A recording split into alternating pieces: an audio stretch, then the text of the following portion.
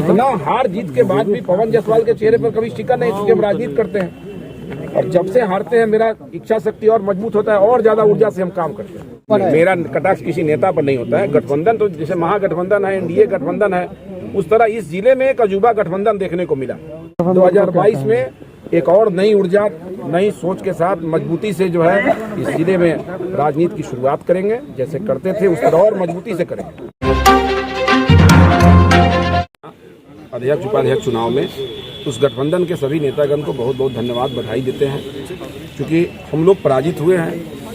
जीतने वाले गुट को भी धन्यवाद है, शुभकामना है कि और अच्छा काम करे जिला परिषद के विकास के लिए। और सीधी सी बात है कि हम लोग प्रत्याशी थे, हम लोग का रिजल्ट 10 तारीख को आया, हमारे विपक्षी का रिजल्ट 1 तारीख को आया। ये 10 दिन का जो समय था ये बहुत क्रिटिकल समय था। उनको 10 दिन ज़्यादा समय मिला अपने माननीय पार्षदों को जोड़ने के लिए। और जब तक हम लोग का रिजल्ट हुआ तब तक पता चला कि अधिकांश पार्षद एक गुट के साथ संबद्ध हो गए। फिर भी चूंकि अध्यक्ष के रूप में संबद्ध हुए थे तो हम लोग सभी पार्षदों से बात किए, उनका दिल जीतने का प्रयास किए। हम लोग को लगा कि नहीं भाई, अध्यक्ष में उनका कमिटमेंट हो गया है, तो हम लोगों ने अध्यक्ष चुनाव लड़ने का निर्णय नहीं लिया और अध्यक्ष के प्रत्याशी के रूप में नीतू गुप्ता जी चुनाव लड़ी। लेकिन चूंकि एक नेताजी ने हमको कहा था कि संख्या बल का अभाव है आपके पास, तो मैंने पत्नी से इस बात को शेयर किया था कि भाई एक नेताजी कह रहे थे कि संख्या बल का अभाव है, तो पत्नी के दिमाग में ये बात था कि संख्या बल का अभाव है। और अध्यक्ष चुनाव के बाद 40 मिनट का गैप हो गया, डीएम साहब 40 मिनट का गैप दिए थे।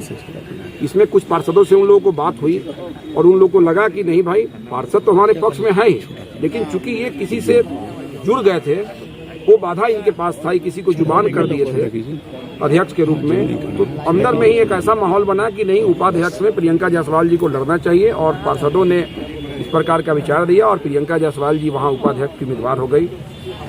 और उम्मीदवार हुई तो जीत के कगार तक चली गई।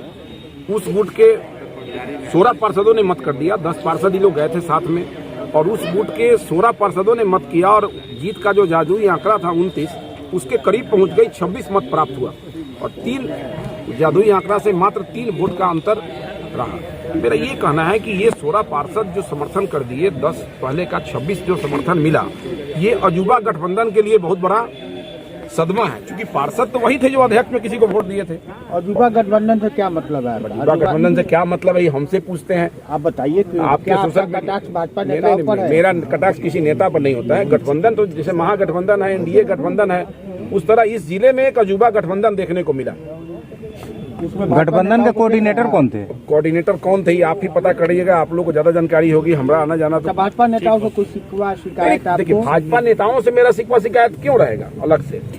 वो लोग बिल्कुल नहीं। देखिए, क्यों क्या हुआ नहीं हुआ ये उन लोगों से पूछिएगा जिनके बारे में आप चर्चा करते हैं। 13 चुनाव हम लोगों ने जीता, 2 बार विधायक का चुनाव, 5 बार लगातार जिला परिषद का चुनाव, 3 मुखिया का चुनाव, 1 प्रमुख का चुनाव, 1 पंचायत समिति का चुनाव।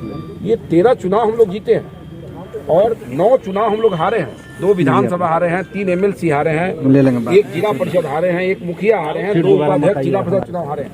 तो इतना हार जीत के बाद भी पवन जायसवाल के चेहरे पर कभी शिकन नहीं, चूंकि हम राजनीति करते हैं और जब से हारते हैं मेरा इच्छा शक्ति और मजबूत होता है और ज्यादा ऊर्जा से हम काम करते हैं।